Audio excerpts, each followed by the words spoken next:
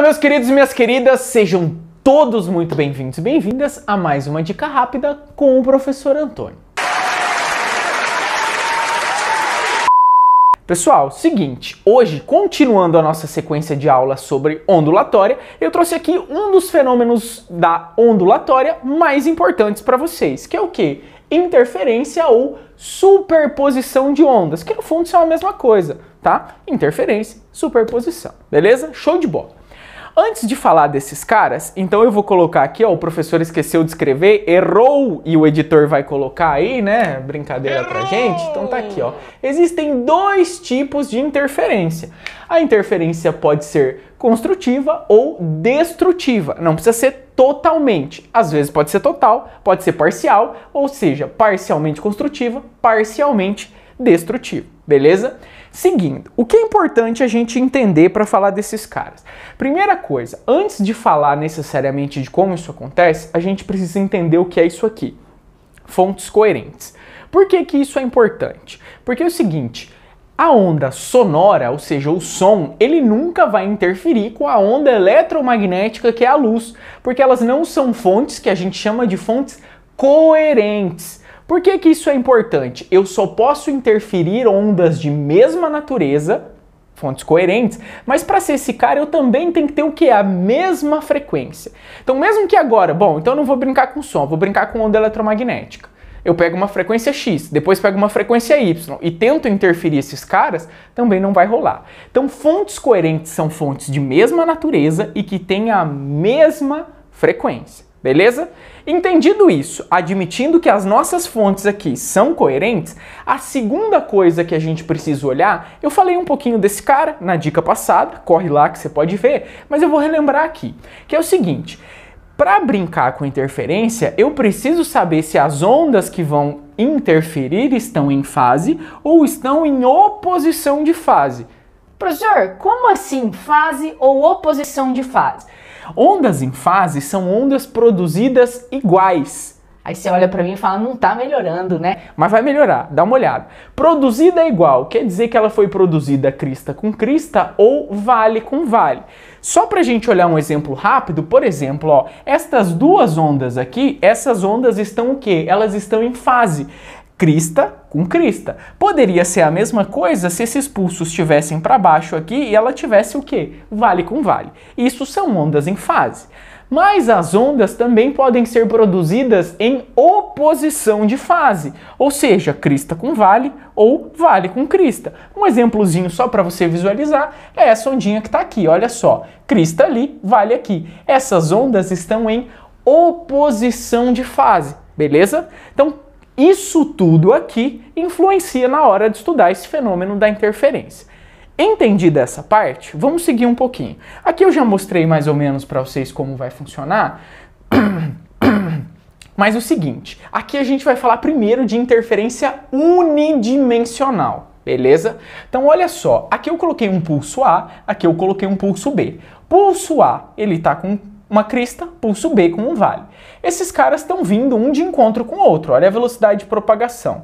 Quando esses caras se encontrarem, eles vão o quê? Se superpor. Então, quando você olha, não é que não existe o pulso A e não é que não existe o pulso B. Esses dois pulsos sempre existem, mas existe um determinado local aqui em que você vai olhar e vai ver o quê? Você só vai ver isso aqui, que é o quê? A superposição. Existe o A e o B, mas a onda resultante, você pode pensar mais ou menos assim, será essa ondinha aqui.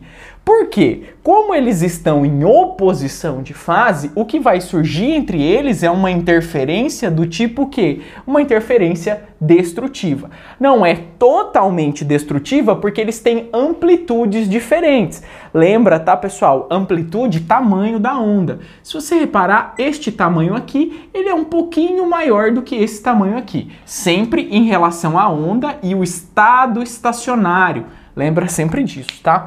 Então, aqui não foi totalmente. Se eles fossem exatamente iguais, totalmente destrutiva. Show? Beleza? Entendemos esse cara? É importante falar uma outra coisa para vocês. E aí eu vou até apagar aqui agora, já que eu falei dessa primeira parte, para falar a segunda. Gente, depois que ocorre a superposição, a onda não fica superposta para sempre. Ou seja, depois esses pulsos continuam se propagando como se nada tivesse acontecido. Ou seja, o B estava querendo ir para lá, ele continua indo para lá, tá aqui ó, pulso B. E o A estava querendo ir para lá, ele continua indo para lá, tá aqui o pulso A. Então essa superposição é um evento que acontece em um determinado ponto ou região, mas a superposição não se desloca, os pulsos continuam seu caminho. Fechou? Entendemos aqui? Segundo tipo para eu mostrar aqui para vocês é o seguinte. Quando essas ondas estiverem em fase, esses caras estão vindo aqui, reparem uma coisa, na hora de se superpor aqui os pulsos C e D, então esses dois pulsos existem e eles formam o quê? Formam uma onda com amplitude maior, porque como eles estão em fase, eles se somam e surge uma interferência construtiva. Não vou desenhar aqui de novo, porque você já entendeu o quê? Que depois que acontece a superposição, o pulso C vai continuar indo para lá, como se nada tivesse acontecido, o pulso D vai continuar vindo para cá, como se nada tivesse acontecido. Beleza? Entendemos esse cara. Isso é unidimensional. Agora vem a coisa um pouco mais elegante, digamos assim. Outros tipos de interferência. Por que eu coloquei outros? Porque isso aqui a gente pode brincar tanto para o unidimensional, aliás, perdão, olha o unidimensional aqui. Tanto para o bidimensional, que seriam ondas na superfície de um lago, quanto para o tridimensional, onda sonora, onda luminosa, beleza? Claro, sonora com sonora, luminosa com luminosa, respeitando as fontes coerentes. Beleza. O que acontece? Imagina que você tem um alto-falante aqui, um alto-falante lá. Então você tem fonte 1, fonte 2, que estão emitindo som. Aqui, tá, pessoal, da forma como eu coloquei, são ondas em fase. Professor, por quê? Reparem, tá? Toda vez que eu desenhar uma linha cheia, a linha cheia significa para mim crista. A linha pontilhada significa vale. Então a onda está sendo produzida primeiro com uma crista aqui. Aqui também. Então elas são ondas em fase. Elas estão sendo produzidas crista com crista. Agora, onde é que eu vou colocar o meu observador? Tanto faz, eu posso colocar essa pessoa para ouvir esse som em qualquer lugar, então esse cara não precisa estar à mesma distância das duas fontes. Quando eu pego um ponto P, o que vai determinar o tipo de interferência naquele ponto é o quê? A diferença entre as distâncias percorridas pela onda emitida na fonte 1 e pela onda emitida na fonte 2, ok? Então dá uma olhada aqui que eu chamei de x1 esse caminho, x2 aquele. Então o ΔX, que é o que determina para mim isso, ele é igual a essa diferença. Para a gente não escrever só como diferença de caminho, porque, por exemplo, esse cara pode ter andado 5 metros e esse cara 3, então aqui o ΔX daria 2, a gente também pode olhar esse intervalo, essa diferença, não um intervalo, em termos do comprimento de onda. Ou seja, sempre que a gente estiver falando de interferência, você precisa lembrar dessa equação.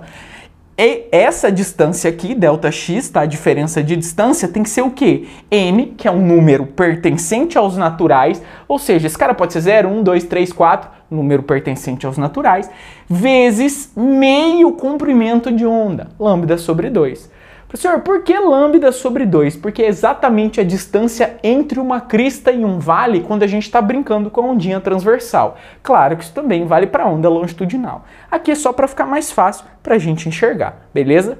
Aí você fala, professor, você está falando demais, eu não estou entendendo nada. Calma.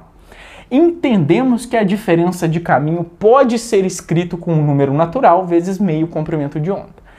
O que é importante? Para ondas em fase, que é o caso que eu desenhei aqui para vocês, o que vai acontecer? Sempre que esse N, esse número aqui, for par, o que vai acontecer? A interferência é construtiva. Professor, você está dizendo para mim que quando esse cara for 0 é construtiva, porque quando esse cara for 0, o ponto P vai estar à mesma distância das duas fontes. Quando esse cara for 2, também vai ser construtiva. Quando esse cara for 4, também, para qualquer número par, a interferência será construtiva, tá? Agora, para N sendo qualquer número ímpar, a interferência será destrutiva. Isso aqui para as ondas em fase. Aí você pergunta para mim, professor, por que você não fez o da oposição de fase? Por dois motivos. Uma porque não cabe aqui, né? Então Não cabe. Outra porque é exatamente o oposto. Se as ondas estiverem em oposição de fase, é só trocar esses caras aqui. Com N par, a interferência seria destrutiva, com N ímpar, a interferência seria construtiva. Então, lembra de um que o outro cara vai ser exatamente o inverso. Show? Entendemos aqui diferenças de caminho, entendemos aqui um pouco como esse cara funciona do unidimensional, entendemos um pouco desses conceitos básicos. Beleza? Essa foi a nossa dica rápida.